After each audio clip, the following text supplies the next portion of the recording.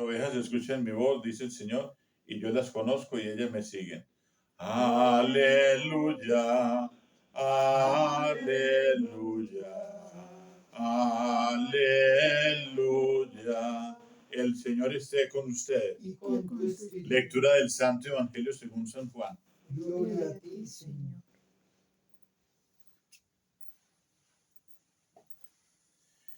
En aquel tiempo dijo Jesús a sus discípulos: como el Padre me ha amado, así los he amado yo. Permanezcan en mi amor. Si guardan mis mandamientos, permanecerán en mi amor. Lo mismo que yo he guardado los mandamientos de mi Padre y permanezco en su amor. Les he hablado de esto para que mi alegría esté en ustedes y su alegría llegue a plenitud. Palabra del Señor. Gloria a ti, Señor Jesús. Nos podemos sentar. Hoy estamos celebrando la memoria obligatoria de San Atanasio, obispo y doctor de la Iglesia. San Atanasio nació en Alejandría de Egipto en el año 295. Se destaca entre los padres de la Iglesia. A los 33 años fue nombrado obispo de Alejandría, gran defensor de la ortodoxia cristiana en la crisis arriana. Luego del concilio de Nicea, sufriendo por estos 5 duros destierros. En las muchas peregrinaciones hizo conocer el monaquismo como estado de vida original representado en el anacoreta San Antonio, de quien escribió la célebre vida. Es doctor de la Iglesia y fuerte defensor de la encarnación de Cristo. Murió en el año 373. Entonces, así como San Atanasio fue desterrado tantas veces, y bueno, todo eso sirve. ¿Por qué sirve? Cuando hay destierro, cuando hay persecución. Porque cuando hay persecución, cuando hay martirio, cuando recuerden que hemos estado leyendo los Hechos de los Apóstoles, en los que después de la muerte de Esteban se desata una persecución. Y entonces esa persecución, cuando digo que es necesaria. ¿Por qué razón? Por la sencilla razón de que al ser desterrados tienen que ir de pueblo en pueblo, de ciudad en ciudad, de región en región, de aldea en aldea. Y en cada lugar ellos van sembrando el cristianismo. Ellos van sembrando el evangelio. Van sembrando la buena semilla de la palabra. La buena semilla de la palabra. Tanto así que los hechos de los apóstoles hoy nos están corroborando también cómo la palabra llega a los gentiles. Es decir, sale del pueblo judío, de donde es su destinatario la palabra de Dios, donde llegó por primera vez la palabra de Dios a donde el pueblo judío, y ahora va por todas las naciones. Ahora va a la región de paganos y gentiles, porque estaba profetizado todo eso.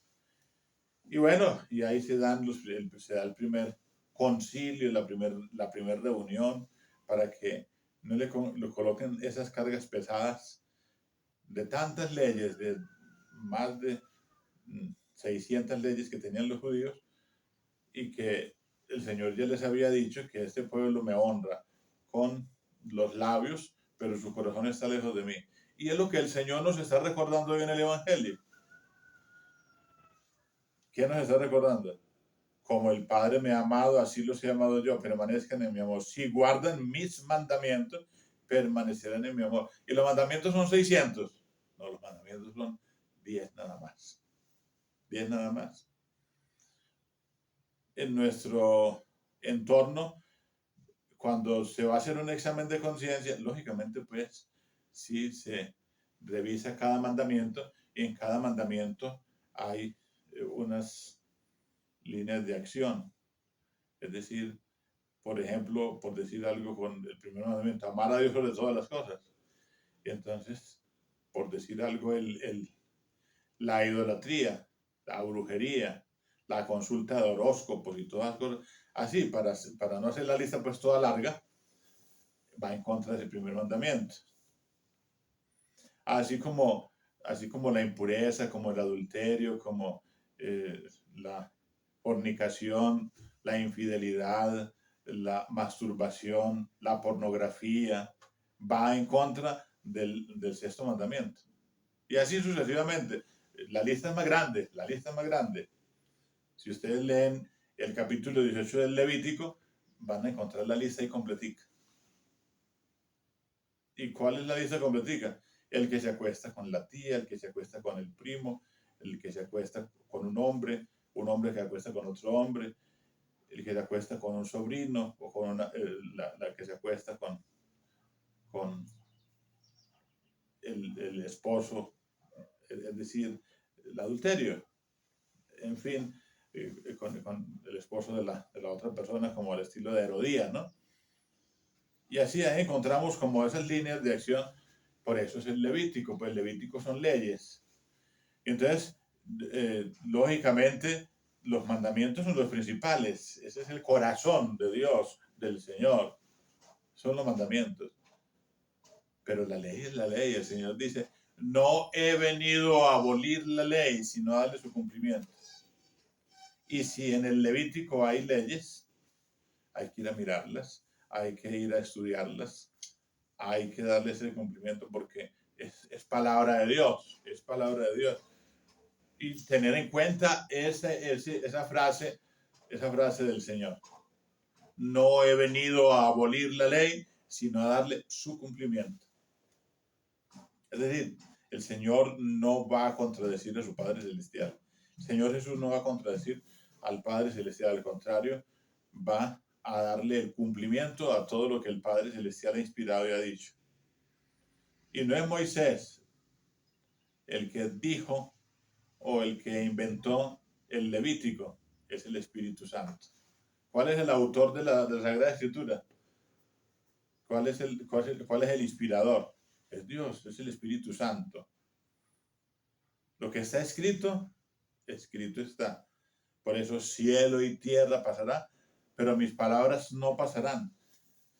¿Y cuáles son las palabras del Evangelio nada más? No, todos los libros de la Biblia. Todos los libros de la Biblia. El Evangelio, los 4 Evangelios nada más. No, también las cartas de San Pablo, también las cartas de Juan, también las de Pedro, también la de Judas, también el libro del Apocalipsis, también Hebreos, bueno, todos Hechos de los Apóstoles. Miren que Hechos de los Apóstoles, que hemos estado leyendo estos días, es el Evangelio del Espíritu Santo. Es la vida misma de los apóstoles, la vida misma del nacimiento de la iglesia. Ahí nosotros volvemos a nacer. En esos tiempos que está renaciendo la iglesia nuevamente, hay que volver a retomar hechos de los apóstoles. Hay que retomar hechos de los apóstoles. Bueno, y hay que, lo que hemos venido diciendo con respecto a lo que el Señor dice aquí hoy, como el Padre me ha amado, así los he amado yo, permanezcan en mi amor. Lo mismo que yo he guardado los mandamientos de mi Padre y permanezco en su amor, les he hablado de esto para que mi alegría esté en ustedes y su alegría llegue a su plenitud. Yo he estado insistiendo y porque el Señor pues, me inspira y me coloca todo eso en mis manos. Hay que hablar mucho con el Padre Celestial. Esta es la era del Padre Celestial. Este es el tiempo del Padre Celestial. El Padre Celestial ha querido que se le honre. Se le honre. Usted no encuentra en la Iglesia Católica una fiesta para el Padre Celestial. Encontramos la fiesta de la Santísima Trinidad, el Padre, Hijo y Espíritu Santo, pero encontramos una fiesta para Jesús, una fiesta para el Espíritu Santo, Pentecostés, y no hay una fiesta establecida para el Padre Celestial. Y Él está haciendo ese reclamo, como quien dice, ¿dónde quedé yo? Lógicamente la Eucaristía, lógicamente el sacrificio único de nuestro Señor Jesucristo va dirigido al Padre Celestial, pero el Señor también está reclamando eso. Y listo, dejó que sucediera y que no se diera en el momento, pero ahora ya lo está pidiendo, lo está pidiendo. Con la hermana o la madre Rabacio, está pidiendo ese culto, como padre de toda la humanidad. Y ese padre de toda la humanidad hoy ha estado recordándonos y ha estado recordándonos el Señor Jesús que lo amemos. Como el Padre me ha amado, así los he amado yo. Permanezcan en mi amor. Si guardan mis mandamientos y permanecerán en mi amor, vemos que yo he guardado los mandamientos de mi Padre y permanezco en su amor. Dialoguemos mucho con el Padre Celestial, hablemos mucho con el Padre Celestial. No nos centremos en tanto en todas esas cosas, la ecología y todo eso. No, claro que en la creación se hace presente Dios. Uno empieza a hacerse preguntas. ¿Cómo surge esto? ¿Cómo surge aquello? ¿Cómo primero vienen las nubes y después viene la lluvia? ¿Cómo hay tiempos fríos y cómo hay tiempos calientes? ¿Cómo es esto de las estaciones? ¿Cómo es esto de la floración? ¿Cómo es esto de los frutos? ¿Cómo es esto del crecimiento? ¿Cómo es esto de la cosecha?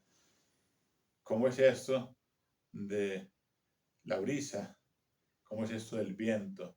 En fin, hacernos la pregunta, basta mirar el cántico de Daniel que hacemos los domingos nosotros, sobre todo en el primer domingo de cada semana, y ahí encontramos ese cántico de Daniel, donde todas las criaturas alaban al Señor, donde toda la creación alaba al Señor. Y ahí nos encontramos con Dios. Pero no podemos nosotros quedarnos ahí amando a las criaturas y olvidándonos de Dios. Por eso dice el Señor, amar a Dios sobre todas las cosas. Ese es el primer mandamiento. ¿Y cómo se resumen los mandamientos? Amar a Dios sobre todas las cosas y al prójimo como a sí mismo. ¿Y cuáles son los 10 mandamientos? Los primeros 3 mandamientos se refieren a Dios. Los 6 siguientes se refieren al prójimo. Y el último se refiere a las cosas. No codiciar las cosas ajenas. No codiciar los bienes ajenos. Y entonces, miremos cómo Dios, que es el centro de la vida y el último fin de nuestra vida, y nuestro Hacedor, cómo le ha dado más importancia al mismo hombre, le ha dado más importancia al mismo hombre que ha querido, y el mismo Jesús dice eso, ¿no?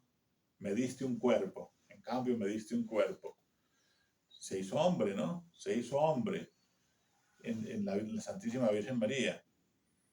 Y vino a hacerse como nosotros. Mire la bondad que tiene Dios para con nosotros.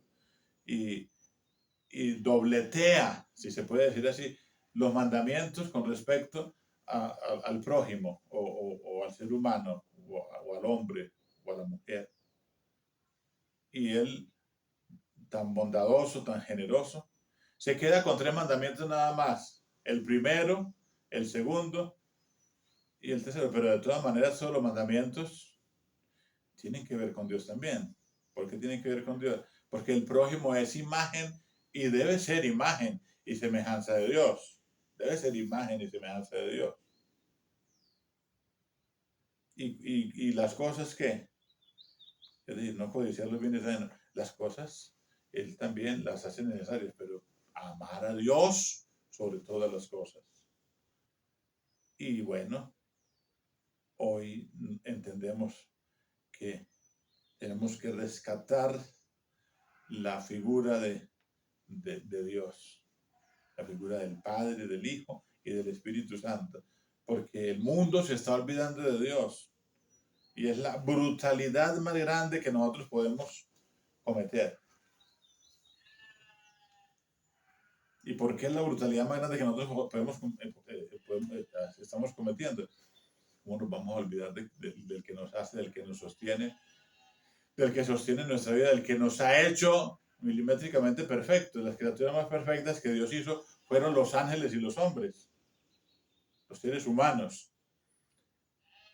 Y ustedes miran, por ejemplo, un aparato de acero y hay que repararlo. Un aparato de acero. Por allá hacía la discusión o hacíamos la analogía entre el hombre y un kit de arrastre de una motocicleta que dura 3 meses y es de acero. Esos piñones y esa cadena, 3 meses duran para ir dándole, sí, y mucho. ¿Y cuánto dura el ser humano?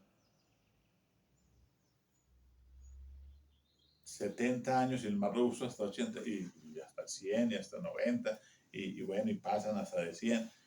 ¿Y por qué? ¿Por qué? Por lo de Isaías, ¿no?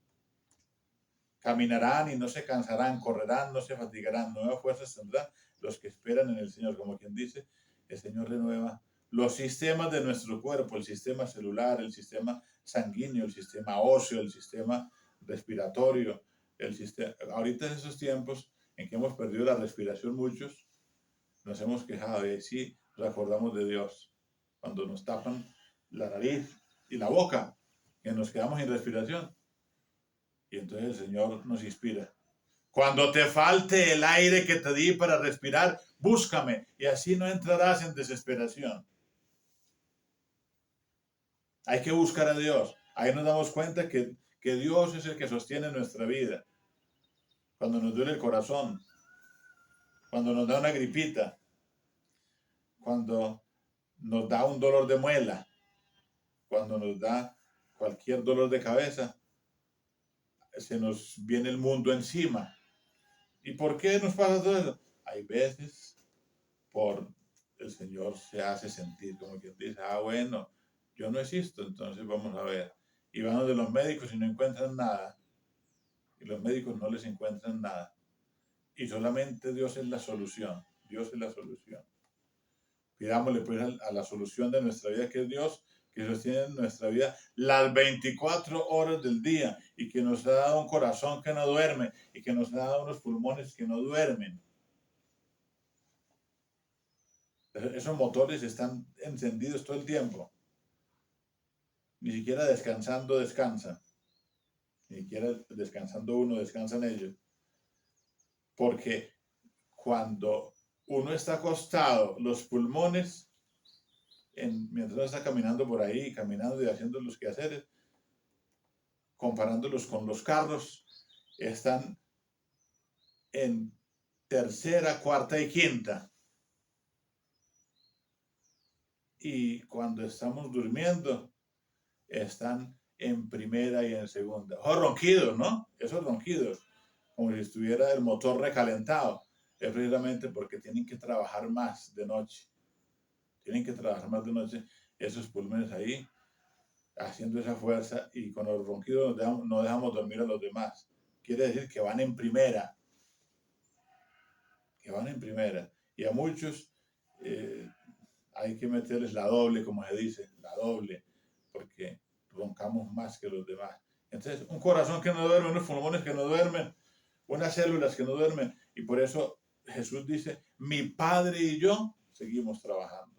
Trabajan todos los días, mientras crece la semilla, mientras crecen las cosechas, mientras crece un bebé y se hace grande, y debiera hacerse cristiano, debiera hacerse un hombre santo, como San Atanasio hoy, pero no, lo que hace es que se vuelve enemigo de Dios, se vuelve enemigo de Dios porque no le enseñamos a buscar a Dios y a entender a Dios y a comprender a Dios y a hablar con Dios y a cumplir los mandamientos de la ley de Dios. Gloria al Padre y al Hijo y al Espíritu Santo. Como en el principio y siempre por los siglos.